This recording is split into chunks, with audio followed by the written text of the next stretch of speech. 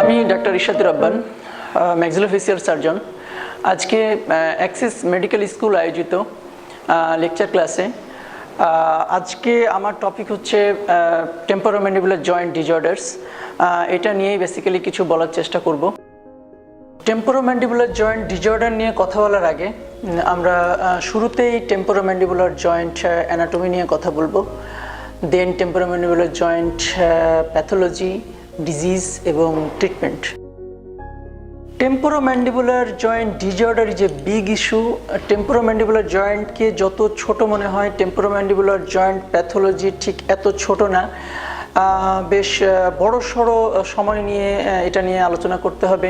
Temporomandibular জয়েন্টের disorder নিয়ে কথা বলার আগে টেম্পোরোম্যান্ডিবুলার জয়েন্টের অ্যানাটমি নিয়ে কথা বলতে হবে, টেম্পোরোম্যান্ডিবুলার জয়েন্টের পিকুলারিটি নিয়ে কথা বলতে হবে, স্পেশালিটি নিয়ে কথা বলতে হবে। শরীরে টেম্পোরোম্যান্ডিবুলার জয়েন্ট একটা সাইনোভিয়াল টাইপ অফ জয়েন্ট। শরীরের অন্যান্য জায়গায় যে ধরনের সাইনোভিয়াল টাইপ অফ জয়েন্ট রয়েছে, টেম্পোরোম্যান্ডিবুলার জয়েন্ট ঠিক একই রকম, বাট অন্যান্য সাইনোভিয়াল টাইপ অফ জয়েন্টের থেকে টেম্পোরোম্যান্ডিবুলার জয়েন্টের কিছু পিকুলারিটি আছে, কিছু বিশেষত্ব আছে, সেটা নিয়ে আমরা বলি। যেমন অন্যান্য সাইনোভিয়াল টাইপ অফ জয়েন্টের ইন্টারআর্টিকুলার ডিস্ক হচ্ছে হায়ালিন কার্টিলেজ, ইন্টারআর্টিকুলার ডিস্ক হিসেবে থাকে হায়ালিন কার্টিলেজ, কিন্তু টেম্পোরোম্যান্ডিবুলার জয়েন্টে একমাত্র সাইনোভিয়াল টাইপ অফ জয়েন্ট যেখানে ইন্টারআর্টিকুলার ডিস্ক হচ্ছে ফাইব্রোকার্টিলেজ। আরেকটা বিষয় হলো, শরীরের অন্যান্য জায়গায় সাইনোভিয়াল টাইপ অফ জয়েন্ট, একটা জয়েন্ট তৈরি হয় দুটো বোনস দিয়ে বা দুটো হাড্ডি দিয়ে, দুটো জয়েন্ট তৈরি হয় চারটা হাড্ডি দিয়ে। কিন্তু টেম্পোরোম্যান্ডিবুলার জয়েন্ট হলো একমাত্র জয়েন্ট যেখানে দুটো জয়েন্ট তৈরি হচ্ছে তিনটা হাড্ডি দিয়ে, অর্থাৎ দুটো জয়েন্টের দুটো টেম্পোরাল বোন এবং নিচেরটা হচ্ছে ম্যান্ডিবল এবং দুই পাশের head of the condyle. So দুটো জয়েন্ট একটা মাত্র বোনস দিয়ে কানেক্টেড থাকছে। এই শরীরের আর কোনো জায়গায় সাইনোভিয়াল টাইপ অফ জয়েন্ট নাই যেখানে দুটো জয়েন্ট একটা হাড্ডি দিয়ে কানেক্টেড থাকে। এর কিছু বিশেষত্ব আছে, এই জন্য বিষয়টা উল্লেখ করা। আর তারপরে আমরা টেম্পোরোম্যান্ডিবুলার জয়েন্টের অ্যানাটমি নিয়ে কথা বলবো। তো এইটা যদি ম্যান্ডিবুলের কন্ডাইল হয়, এটা যদি করোনয়েড প্রসেস হয় তাহলে, আর এইটা যদি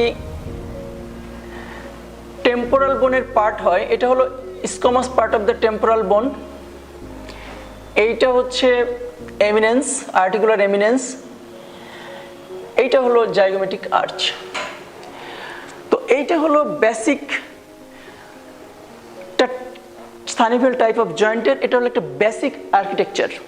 এখন এই জয়েন্টের ভেতরে আর কি থাকে? এই জয়েন্টের ভেতরে একটা ইন্টারআর্টিকুলার ডিস্ক থাকে যেটা সামনে যুক্ত হয় এমিনেন্সের সাথে এবং পেছনে যুক্ত হয় কন্ডাইলের একেবারে শেষ প্রান্তে। এই ইন্টারআর্টিকুলার ডিস্ক অন্যান্য সাইনোভিয়াল টাইপ অফ জয়েন্টে মূলত হায়ালিন কার্টিলেজ দিয়ে তৈরি হয়, কিন্তু এইখানে টেম্পোরোম্যান্ডিবুলার জয়েন্টের ক্ষেত্রে এই ইন্টারআর্টিকুলার ডিস্ক ফাইব্রোকার্টিলেজ। এটা নিয়ে অনেক তর্ক বিতর্ক আছে, এটা নিয়ে অনেক হাইপোথিসিস আছে যে অন্যান্য সাইনোভিয়াল টাইপ অফ জয়েন্টে কেন হায়ালিন কার্টিলেজ থাকে আর এখানে কেন ফাইব্রোকার্টিলেজ। হোয়াটএভার ইট ইজ, আমরা একটু সামনের দিকে যাই। তো টেম্পোরোম্যান্ডিবুলার জয়েন্ট বলতেই আমরা বেসিক স্ট্রাকচার কি বুঝলাম? দুটো হাড্ডি থাকবে, এটা condylar part of the temporal mandible এবং এটা হলো squamous part of the temporal bone. This is temporomandibular joint. এখন টেম্পোরোম্যান্ডিবুলার জয়েন্ট আসলেই বাকি অ্যানাটমিগুলো নিয়ে একটু কথা বলি। যেমন এখানে আর্টারি সাপ্লাই, তারপরে নার্ভ ইনারভেশনস। তো এখানে আর্টারি সাপ্লাই কি হয়? এখানে বেসিক ব্লাড সাপ্লাই হলো superficial temporal artery, branch of external carotid artery. এছাড়া ছোট ছোট আরও কিছু আর্টারি আছে যেগুলো র্যামাস থেকে আসে, মেসেডারিক আর্টারি বলি। নার্ভ সাপ্লাই বলতে হলে আমরা বলবো যতগুলো ব্রাঞ্চ আসে সবগুলোই ম্যান্ডিবুলার নার্ভের ব্রাঞ্চ। অরিকুলো টেম্পোরাল নার্ভ, এটা হলো basic nerve supply to the temporomandibular joint. এছাড়া হচ্ছে মেসেটারিক নার্ভ আর হলো ডিপ টেম্পোরাল নার্ভ। এখন টেম্পোরোম্যান্ডিবুলার জয়েন্ট ডিসঅর্ডার নিয়ে যদি কথা বলি, তাহলে টেম্পোরোম্যান্ডিবুলার জয়েন্ট, একটা জয়েন্টের ডিসঅর্ডার মানে একটা জয়েন্টে হাড্ডি থাকবে, একটা জয়েন্টে নার্ভ থাকবে, একটা জয়েন্টে ডিস্ক থাকবে, একটা জয়েন্টে আর্টারি থাকবে, একটা জয়েন্টে লিগামেন্ট থাকবে। সো একটা জয়েন্টের বেসিক যে কম্পোনেন্ট, বেসিক যে স্ট্রাকচার, তার প্রত্যেকটা স্ট্রাকচার ধরে ধরে প্যাথোলজি হতে পারে। সো এখানে যদি বোন থাকে তাহলে এখানে বোন প্যাথোলজি হতে পারে, এখানে যদি নার্ভ থাকে তাহলে নার্ভের প্যাথোলজি হতে পারে, এখানে আর্টারি থাকলে আর্টারি প্যাথোলজি হতে পারে, এইখানে লিগামেন্ট থাকলে লিগামেন্ট প্যাথোলজি হবে, এখানে মাসল থাকলে মাসল প্যাথোলজি হবে, এইখানে ইন্টারআর্টিকুলার ডিস্ক থাকলে ডিস্ক প্যাথোলজি হবে, এখানে যে সাইনোভিয়াল ফ্লুইড থাকে সেই ফ্লুইডের প্যাথোলজি হতে পারে। So temporomandibular joint is a big issue. Temporomandibular joint মানেই যে শুধু টেম্পোরোম্যান্ডিবুলার জয়েন্টে ব্যথা হচ্ছে, টেম্পোরোম্যান্ডিবুলার জয়েন্টে একটা টিউমার হচ্ছে, ব্যাপারটা এরকম না। এটা প্রত্যেকটা স্ট্রাকচার ধরে ধরে প্যাথোলজি হতে পারে। সো আমরা যদি এখন একটু আলোচনা করতে যাই একেবারে ব্রড হেডিংয়ে যে টেম্পোরোম্যান্ডিবুলার জয়েন্টে কী কী ধরনের প্রবলেম হতে পারে, তাহলে টেম্পোরোম্যান্ডিবুলার জয়েন্ট মানে কি? টেম্পোরোম্যান্ডিবুলার জয়েন্ট একটা জয়েন্টের ভেতরের অবস্থা আর জয়েন্টের বাইরের অবস্থা। সো টেম্পোরোম্যান্ডিবুলার জয়েন্টের ভেতরের যে ঘটনাটা ঘটবে বা ভেতরে যে প্যাথোলজি, সেটাকে বলে ইন্ট্রা আর্টিকুলার প্যাথোলজি আর ইন্ট্রা আর্টিকুলার ডিসঅর্ডার। এবং এই জয়েন্টের বাইরে আর যারা আছে এখানে তাদের যে প্যাথোলজি হবে সেটাকে বলে এক্সট্রা আর্টিকুলার প্যাথোলজি এবার এক্সট্রা আর্টিকুলার ডিসঅর্ডার। লাইক এখানে লিগামেন্ট তো টিএম জয়েন্টের ভেতরে থাকে না, বাইরে থাকে। এখানে ক্যাপসুল তো টিএম জয়েন্টের ভেতরে থাকে না, বাইরে থাকে। এখানে মাসল তো টিএম জয়েন্টের বাইরে থাকে। সো এইখানে যে প্যাথোলজিগুলো হবে সেগুলো হলো এক্সট্রা আর্টিকুলার প্যাথোলজি বা এক্সট্রা আর্টিকুলার ডিসঅর্ডার। আর যখন একটা জয়েন্টের ভেতরে একেবারে জয়েন্ট ক্যাভিটির মধ্যে যে ঘটনাগুলো ঘটবে বা যে ধরনের প্যাথোলজি হবে এটাকে আমরা বলবো ইন্ট্রা আর্টিকুলার ডিসঅর্ডার। তো জয়েন্টের ভেতরে কি থাকে? জয়েন্টের ভেতরে থাকে একটা হাড্ডি, আর উপরে একটা হাড্ডি, নিচে একটা হাড্ডি, মাঝখানে হলো ফ্লুইড আর হলো interarticular disc. So interarticular disc related pathology এবং দুটো বোনসের যে প্যাথোলজি হবে সেগুলো হচ্ছে ইন্ট্রা আর্টিকুলার ডিসঅর্ডার। সো এখন আমরা ইন্টারআর্টিকুলার ডিসঅর্ডার কি কি আছে, এক্সট্রা আর্টিকুলার ডিসঅর্ডার কি কি আছে সেগুলো নিয়ে একটু কথা বলি। দেন আমরা যদি ইন্ট্রা আর্টিকুলার ডিসঅর্ডার নিয়ে কথা বলি তাহলে আমরা একটা ব্রড হেডিংয়ে চিন্তা করতে পারি। একটা হলো জন্মগত ত্রুটি। একটা জয়েন্ট চিন্তা করতে হলে তার জন্মগত কিছু ত্রুটি থাকতে পারে, যেমন একটা জয়েন্ট ম্যালফর্ম, অর্থাৎ জয়েন্টে ঠিক মতো তৈরি হয় নাই। এখানে কি কি হতে পারে? সে হয়তো এই ম্যান্ডিবুলার কন্ডাইলটাই নাই, তারপরে কন্ডাইলটা অ্যাবনর্মাল, অথবা কন্ডাইলের হাইপোপ্লাসিয়া, ছোট কন্ডাইলটা ছোট। তাহলে কি কি হতে পারে? কন্ডাইলটাই নাই, অ্যাবসেন্ট অফ দ্য কন্ডাইল, ছোট কন্ডাইল, অথবা অ্যাবনর্মাল শেপেড কন্ডাইল। এইটা হলো ডেভেলপমেন্টাল অর্থাৎ জন্মগত ত্রুটি। আচ্ছা, আরও কিছু ব্রড হেডিংয়ে চিন্তা করতে পারি। জয়েন্ট প্যাথোলজি নিয়ে চিন্তা করতে হলে আমাদের কয়েকটা ব্রড হেডিংয়ে চিন্তা করতে হবে, যেমন ট্রমা। জয়েন্টের সাথে ট্রমার সম্পর্ক বা আঘাতের সম্পর্ক মারাত্মক। এরপরে সেখানে ইনফেকশন হতে পারে, ইনফ্লামেশন হতে পারে, সেখানে একটা ডেভেলপমেন্টাল ডিসঅর্ডার হতে পারে, সেখানে কোনো গ্রোথ বা টিউমার অথবা ফরেন বডি থাকতে পারে। সো তাহলে আমরা ব্রড হেডিংয়ে চিন্তা করতে পারি কি কি? একটা developmental, infective, inflammatory and neoplastic. So যদি আমরা চিন্তা করি প্রথমে ট্রমায় কি হতে পারে? একটা জয়েন্টে আঘাত লাগলো, সেটা যেভাবে হোক, ম্যাক্রোট্রমা হোক, সেখানে হিমার্থ্রোসিস হতে পারে বা জয়েন্টের মধ্যে ব্লিডিং হতে পারে। জয়েন্টের মধ্যে ব্লিডিং হলে সেটা হিমার্থ্রোসিস হওয়ার পরে ফাইব্রোসিস হবে, ফাইব্রোসিস হওয়ার পরে অ্যাঙ্কাইলোসিস হতে পারে। সো এটা খুবই কমন প্রবলেম। এটা থেকে আমাদের ট্রমা থেকে জয়েন্ট ডিসপ্লেসমেন্ট হতে পারে, যেটা আমরা সাবলাক্সেশন বলি, লাক্সেশন বলি, ডিসলোকেশন বলি। এরপরে জয়েন্টের ভেতরে কি আছে? সে একটা condyle, head of the condyle আছে। কন্ডাইলে একটা বোনসের আসলে কি কি প্যাথোলজিক চেঞ্জ হতে পারে? একদম কমন সেন্স থেকে চিন্তা করলে আমরা বলি যে একটা আর্থ্রাইটিক চেঞ্জ থাকতে পারে, অস্টিওপোরোটিক চেঞ্জ থাকতে পারে। তো শরীরের অন্যান্য জয়েন্টের যদি আর্থ্রাইটিক চেঞ্জ থাকে তাহলে টেম্পোরোম্যান্ডিবুলার জয়েন্টেও আর্থ্রাইটিক চেঞ্জ থাকতে পারে। কি কি আর্থ্রাইটিক চেঞ্জ থাকে? আমাদের অস্টিওআর্থ্রাইটিস হতে পারে, রিউমাটয়েড আর্থ্রাইটিস হতে পারে, সেপটিক আর্থ্রাইটিস হতে পারে। এবার চলে আসেন ডিস্কে। শরীরের অন্যান্য সাইনোভিয়াল টাইপ অফ জয়েন্টের ডিস্কে যে প্যাথোলজি হয়, আমাদের এই টেম্পোরোম্যান্ডিবুলার জয়েন্টে ঠিক একই ধরনের প্যাথোলজি হতে পারে। একটা ডিস্কে কি কি প্যাথোলজি হতে পারে? একটা ডিস্ক ডিসপ্লেসমেন্ট হতে পারে, একটা ডিস্কে ইনজুরি হতে পারে, একটা ডিস্ক পারফোরেশন থাকতে পারে, একটা ডিস্কের চেঞ্জ, অন্যান্য এজ রিলেটেড চেঞ্জ থাকতে পারে। এরপর আমরা যদি নিওপ্লাস্টিক চিন্তা করি, অর্থাৎ একটা টিউমার বা গ্রোথ হতে পারে, অর্থাৎ শরীরের অন্যান্য হাড্ডিতে বা বোনসে যে ধরনের টিউমার হতে পারে, এখানেও তো দুটো হাড্ডি থাকে, কাজে এখানেও সে ধরনের টিউমার হতে পারে। এখানে কি কি ধরনের টিউমার হতে পারে? এখানে বোনস রিলেটেড অস্টিওমা হতে পারে, অস্টিওকন্ড্রোমা হতে পারে, কন্ড্রোমা হতে পারে, ম্যালিগন্যান্ট চেঞ্জ হতে পারে, অস্টিওসার্কোমা হতে পারে। যেহেতু টিএম জয়েন্টে কার্টিলেজ থাকে, কাজে কার্টিলেজ রিলেটেড টিউমার হওয়ার চান্স সবচেয়ে বেশি। যেমন osteochondroma, very common site for development of osteochondroma, osteoma, এবং একেবারেই খুব কম রেয়ার প্রেজেন্টেশন হলো অস্টিওসার্কোমা। দেন আমরা ইন্ট্রাআর্টিকুলার প্যাথোলজি বা ইন্ট্রাআর্টিকুলার ডিজঅর্ডার নিয়ে কথা বললাম। এখন আমরা চেষ্টা করি একটু ধরে ধরে কিছু বিষয় নিয়ে কথা বলা, যেমন trismus. So very much common presentation to us trismus. Trismus কি? দেখুন এইটা নিয়ে অনেক কথা হয়, অনেক জায়গায় অনেক তর্ক বিতর্ক হয়। ট্রিসমাস এবং অ্যাঙ্কাইলোসিস নিয়ে আমি অনেক জায়গায় অনেক তর্ক বিতর্ক দেখেছি। তো ট্রিসমাস নিয়ে বা ট্রিসমাসের ডেফিনেশন নিয়ে আমার খুব সহজ করে যদি বলতে চাই, তবে trismus is the condition inability to open the mouth due to muscle spasm. এটা হলো ট্রিসমাসের বেসিক ডেফিনেশন। এটা অর্থোগনেটিক সার্জারির একটা ছোট বই আছে ডিমিট্রলিসের, সেখান থেকে আমি এই ডেফিনেশনটা বললাম যে trismus is always related to muscle. Trismus is always related to muscle spasm.